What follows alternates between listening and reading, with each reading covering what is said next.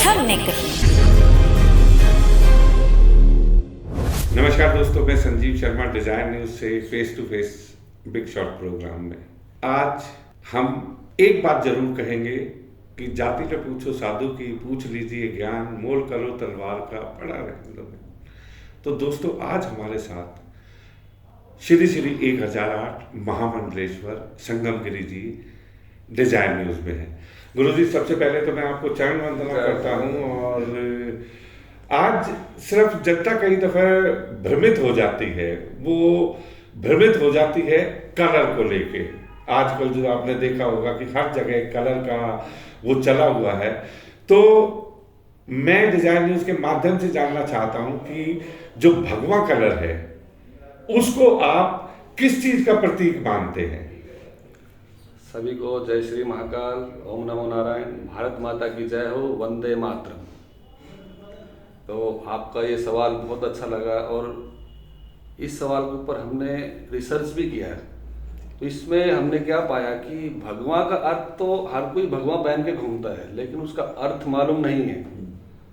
जिसको मालूम है वह हमारे ऋषि मुनि, आज भी बड़े बड़े हमारे पूर्वज हैं, हमारे गुरु हैं, हमारे दादा गुरु हैं। आज भी जो बड़े बड़े मठ में जो संत महान ऋषि मुनि जो आज भी तप कर रहे हैं, तो भगवा का अर्थ उन्होंने हमको समझाया कि भगवा का अर्थ ये नहीं होते कि खाली एक इसको संतरिया कलर बोलते हैं, केसरिया कलर बोलते हैं। तो ये कलर नहीं है, ये एक रंग है जिसको कहते हैं भक्ति का रंग। जिसको भक्ति का रंग चढ़ गया उसको कोई जरूरत नहीं है जी। तो ये भगवा का अर्थ जो है, पंच तत्वों से हमारा शरीर बना है, जिसको हम भगवान बोलते हैं। भूमि, अग्नि, वायु, नीर, अग्नि, आकाश। तो उसका अर्थ हमने निकाला कि ये भगवा, इसको खाली एक नए की जरूरत है। बिल्कुल।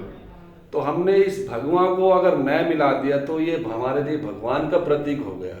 जैसे हमारा भारत भूमि में तिरंगा को सर्वप्रथम स्थान दिया गया है, ऐसे ये भगवा और इसको हम नया जोड़ देते तो ये भगवान हो जाता है। तो भगवान तो पूरे विश्व में, पूरे ब्रह्मांड में वो किसी पहचान के मोहताज नहीं है। लेकिन भगवा का अर्थ कुछ लोग जो गलत रूप से ले रहे हैं, जो आजकल हम देखते हैं कि न्यूज में हर कोई किसी को भी संत बना देता है, कोई किसी को महात्मा बना देता है। तो पहले आप उनको जानिए कि वो क्या भगवा संत है या क्या है। कि न्यूज में जो चल रहा है कि आज हमने फलाने संत को, महात्मा को, वो संत महात्मा नहीं है। संत महात्मा हमारे आज भी गुफाओं में जो ऋषि मुनि तप कर रहे हैं, जो ध्यान कर रहे हैं, भारत भूमि को बचा रहे हैं, जो इस विश्व को बचाए हुए, प्रकृति को बचाए हुए हैं। प्रकृति ने हमको बहुत कुछ दिया, लेकिन हमने प्रकृति को क्या दिया? प्रदूषण। इतना जो ये गंद फैला रहे हैं समाज में, तो उसका अर्थ क्या है? खाली हमने प्रकृति से कुछ ना कुछ लिया है, हमने उनको कुछ दिया नहीं है। और फिर हम बात बड़ी बड़ी करने के लिए कहीं पर भी बैठ के उसका एक हम तत्व निकालते, अर्थ निकालते। बात करने से नहीं, उसका उपयोग करो। अगर आपने कोई भी चीज का टारगेट लिया है तो आप उस टारगेट को फॉलो करो। आज जैसे हम डिजायर ग्रुप में आए हैं, डिजायर न्यूज में आए हैं, तो ये जरूरी नहीं है कि हम कोई अपने स्वार्थ के लिए लड़े। हमारा स्वार्थ कहाँ पर है? इस पूरे ब्रह्मांड के लिए, इस पूरे विश्व के लिए। क्योंकि भगवान ने जो कार्य आपको दिया है वो आप ही कर सकते हैं। अगर कोई मुझे बोले कि आपको न्यूज चैनल चलाना है, मुझे नहीं आएगा। अगर आप मुझे बोलोगे गुरुजी कुछ ऐसा कोई हवन पूजन कराइए, कोई मंत्र जप कराइए, कोई घर में ऐसी बात, वो हम करा सकते हैं। लेकिन उसके लिए भी मैं अपने आप को उसमें नहीं मानूं कि मैंने कराया। जी। वो उस प्रभु ने कराया जिसको आप चाहते हैं। आपके माध्यम से मेरे तक बोला, चलो उसमें मेरा भी अंश ये लगा कि आपके माध्यम से मैंने वो कर्म किया, तो उसमें मुझे भी आशीर्वाद मिलता है। नहीं, आपने देखिए गुरुदेव इतनी अच्छी बात कही है कि जो एक्चुअल में तपस्वी है जी, जो हमारी सृष्टि को बचा रहे हैं, बिल्कुल बचा रहे। क्योंकि देखिए एनवायरनमेंट आज के टाइम में सबसे बड़ा मुद्दा आज भी है, ये कल भी था और कल भी रहेगा। लेकिन हम उसके लिए कितने सक्षम हैं, और वो आप लोग हैं कि जो अपने तप से, अपनी तपस्या से उस चीज को कहीं ना कहीं कंट्रोल कर रहे हैं। तो एक गुरुदेव, कई दफा लोगों के मन के अंदर क्यूरोसिटी रहती है कि भाई आज हम अपने संस्कारों को भूल रहे हैं। जो आने वाली जो जनरेशन है उसमें आप उनको क्या मैसेज देना चाहेंगे कि हमें अपने घर में कौन से ऐसे संस्कार हैं जो हमें उनको बढ़ावा देना चाहिए?